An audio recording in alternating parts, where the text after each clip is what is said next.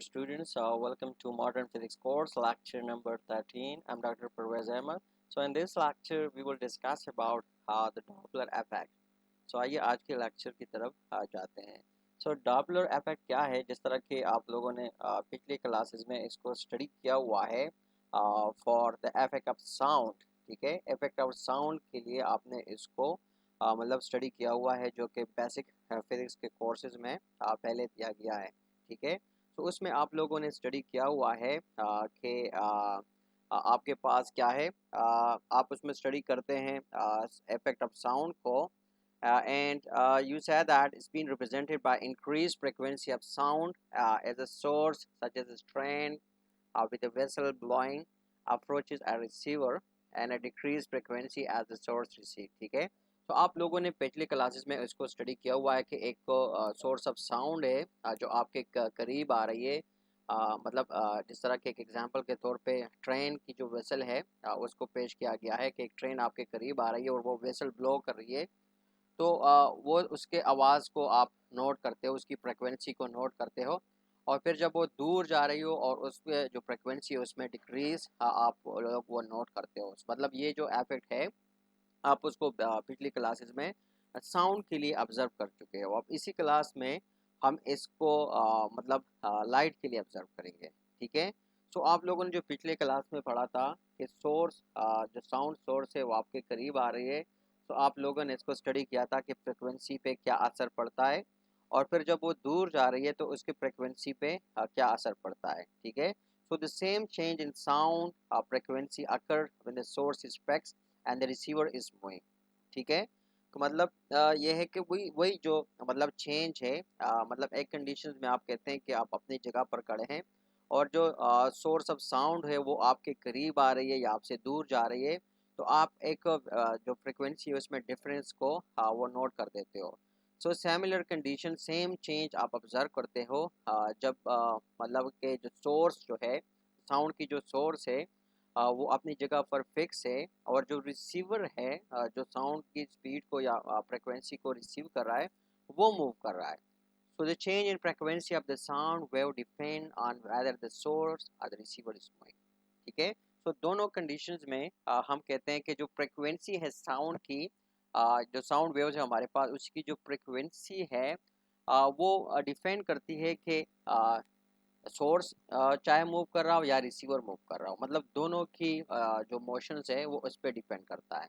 ठीक है, चाहे सोर्स मूव कर रहा हो तो उसी कंडीशन में भी जो फ्रिक्वेंसी है वो चेंज और इसमें चेंज आ रहा है, और उस कंडीशन में हम कह रहे हैं कि रिसीवर वो स्टेशनरी है, या हम कहते हैं रिसीवर जो है वो मूव कर रहा है और सोर्स जो है वो स्टेशनरी है.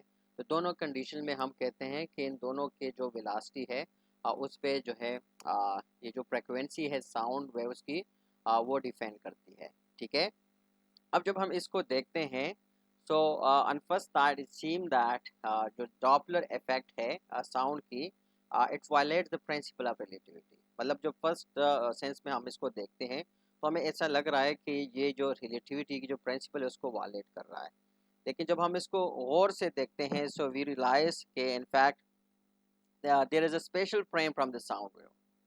ठीक है, मतलब इनिशियली जब हम इसको देखते हैं और सोचते हैं तो हमें ऐसा फील हो रहा है कि ये जो प्रिंसिपल ऑफ रिलेटिविटी है उसको वायलेट कर रहा है, लेकिन जब हम उसको गौर से ऑब्जर्व करते हैं तो हमें ये महसूस होता है, हम इसको मतलब ये फैक्ट हमारे सामने आ जाती है कि साउंड वेव के लिए हमारे पास एक स्पेशल फ्रेम है. और वो स्पेशल फ्रेम क्या है कि हम कहते हैं कि जो साउंड वेव्स है हमारे पास उसके लिए मीडियम की ज़रूरत होती है. Just like I mean and that medium वो हमें पता है कि वो मीडियम कौन सी होगी जिसमें साउंड वेव ट्रेवल करती है.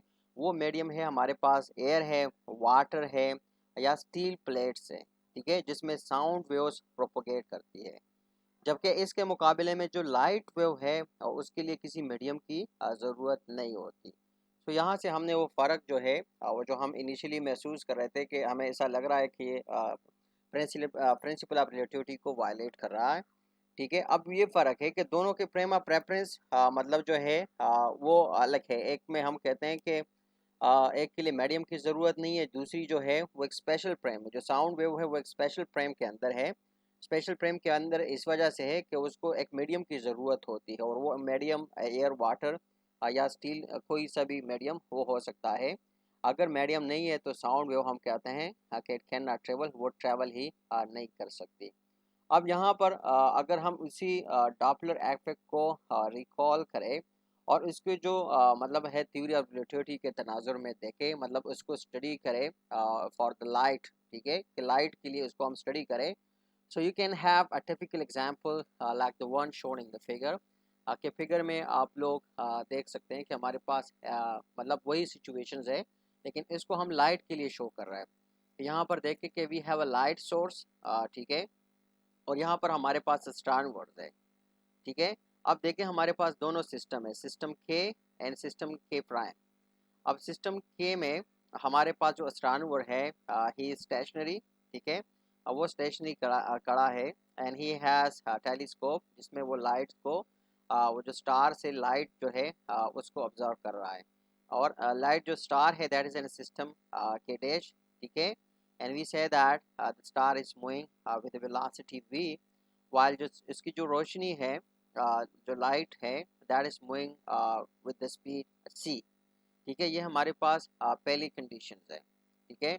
दूसरी कंडीशन में ये है कि हम कहते हैं कि जो हमारे पास जो लाइट सोर्स है दैट इज मूविंग अवे, ठीक है, मतलब वो जो एस्ट्रोनॉमर है, एस्ट्रोनॉमर से वो जो लाइट सोर्स है वो अवे जा रही है, ठीक है, लेकिन अगेन इसमें हम कहते हैं कि जो स्पीड ऑफ लाइट है दैट रिमेन कांस्टेंट, ठीक है, वो लाइट सोर्स वो कांस्टेंट रहती है। फिर आगे हम बाकी कंडीशंस भी मतलब उसको डिस्कस कर सकते हैं कि हम कहते हैं कि ये जो स्टार है या लाइट सोर्स है it remain fix in position, और जो एस्ट्रोनॉमर है वो मूव कर रहा है, it's either moving toward the star और अवे फ्रॉम द स्टार। तो उन कंडीशंस के मुताबिक हम मतलब जो है जो लाइट फ्रिक्वेंसी है उसको मतलब कैलकुलेट कर सकते हैं। तो अब यहाँ पर जब हम जो डॉपलर इफेक्ट को स्टडी करेंगे that we will call the relativistic और डॉपलर इफेक्ट, उसको हम रिलेटिविस्टिक और डॉपलर इफेक्ट मतलब कहेंगे, ठीक है। और जिस तरह हमने पिछले फिगर पे मतलब आप लोगों को शो किया कि हमारे पास क्या है, एक सोर्स ऑफ लाइट है जिसको हमने लिया है स्टार को, और एक रिसीवर है, जो रिसीवर है दैट इज इन फॉर्म एक एस्ट्रोनॉमर है, ठीक है, और वो एक दूसरे को अप्रोच कर रहे हैं विद वेलोसिटी v, ठीक है। तो अब हमारे पास कंडीशंस है कि हम कंसिडर करते हैं कि द रिसीवर एंड सिस्टम के end the light source and the system के dash moving toward the receiver with velocity v। इस तरह मतलब यहाँ पर हमने देखा यहाँ पर कि हम देख रहे हैं कि जो सोर्स है वो एस्ट्रोनॉमर की तरफ वेलोसिटी v के साथ वो मूव कर रही है, ठीक है। फिर क्या होगा, the source emit n waves during the time interval t, कि वो लाइट वेव्स जो है वो एमिट कर रही है, जो सोर्स है that we consider the star, और वो एमिट कर रही है n waves during the time interval t, ठीक है। So because the speed of light is always c, ठीक है, जो हम कहते हैं कि कांस्टेंट है, and the source is moving with velocity v, source से मुराद हमारी स्टार है, वेलोसिटी v के साथ मूव कर रहा है। So the total distance between the front and the rear of the wave transmitted during the time interval t is given by वो जो मतलब है length of the wave trains, length of the wave train जो है is given by ct minus vt। ये हमारे पास क्या है, ये हमारे पास रिलेशन है, ठीक है, टोटल डिस्टेंस, ठीक है, the total distance between the front and the rear of the wave transmitted during the time interval t, ठीक है। ये हमारे पास क्या है, टोटल डिस्टेंस है मतलब जो वेव का जो फ्रंट पोर्शन है और जो बैक पोर्शन है, ठीक है, जब टाइम इंटरवल t के अंदर जब वो मूव कर रहा हो, so that is given bye ct minus vt, ठीक है। अब यहाँ पर जो हम जानते हैं कि there are n waves, so the wave length is given by lambda c capital T minus v capital T divided by n, ठीक है। मतलब ये फैक्ट हम जानते हैं कि हमारे पास n वेव्स है, तो उसकी जो वेव लेंथ है that will be given by this relation, ठीक है, and the resulting frequency from this relations. अब जो मतलब ये रिलेशन है हमारे पास, इसी से हमारे पास जो रिजल्टिंग फ्रीक्वेंसी होगी that will be given by C N divided by C T minus V T, ठीक है। So in this frame F nought is equal to N over T nought prime, ठीक है। और टी नॉट प्राइम जो है that is equal to T over gamma, ठीक है। मतलब ये जो जिसी फ्रेम के अंदर हम डिस्कशन कर रहे हैं, सो उसी फ्रेम के लिए हमारे पास ये रिलेशन है। सो दस जो हमारे पास एफ होगा frequency that should be equal to c f naught t divided by gamma whole divided by ct minus vt, ठीक है। So F we put the values for F not, ठीक है। F nought के लिए हम values put करें and has similarly we put the values for the gamma, जो गेमा की हमारे पास जो रिलेशंस है उसी की वैल्यूज पुट करें। तो तमाम की वैल्यू मतलब जब हम वैल्यूज पुट करते हैं so we will get the values for the f that is equal to 1 over 1 minus v over c f naught over gamma. अब यहाँ पर आप वैल्यू पुट करें, ठीक है। So that will be equal to under root 1 minus v square over c square time f naught divided by 1 minus v over c। ये हमारे पास relation होगा फॉर द फ्रीक्वेंसी, ठीक है। अब हम यहाँ पर कंडीशंस को मतलब जो कंडीशंस है उसको हम डील करें। कंडीशंस हमारे पास जो पहली कंडीशंस है वो ये है कि सोर्स एंड रिसीवर अप्रोचिंग, ठीक है। कि सोर्स और रिसीवर जो है वो एक दूसरे को क्या कर रहे हैं, एक दूसरे को अप्रोच कर रहे हैं, ठीक है। With beta is equal to v over c, the resulting frequency is given by f is equal to under root 1 plus beta, ठीक है, divided by under root 1 minus beta time f not, ठीक है। अब ये हमारे पास frequency है जब हम कहते हैं कि सोर्स और रिसीवर वो एक दूसरे को अप्रोच कर रहे हैं, ठीक है। तो हम कहते हैं सोर्स एंड रिसीवर ये एक दूसरे को अप्रोच कर रहे हैं, ठीक है। अब अगर हम कहते हैं कि हमारे पास कंडीशन ऐसी है कि सोर्स और रिसीवर जो है दे आर रिसीडिंग, वो एक दूसरे से दूर जा रहे हैं। So in similar manner it is found that कि जो हमारे पास जो फ्रिक्वेंसी होगी that will be given by under root 1 minus beta divided by under root 1 plus beta whole multiply by F not, ठीक है। ये उसी कंडीशन में है जब हम कहते हैं कि सोर्स और रिसीवर दोनों वो रिसीड कर रहे हैं, ठीक है। सो अब हमारे पास जो रिलेटिविस्टिक डॉपलर इफेक्ट होगा that can be find by combining equations. जो लास्ट टू हमारे पास इक्वेशंस है, ठीक है, that we have denoted by equation 2.32 and 2.33, ठीक है। इसको हम जब कंबाइन करेंगे into one equations and we agree to use a positive science for beta, ठीक है।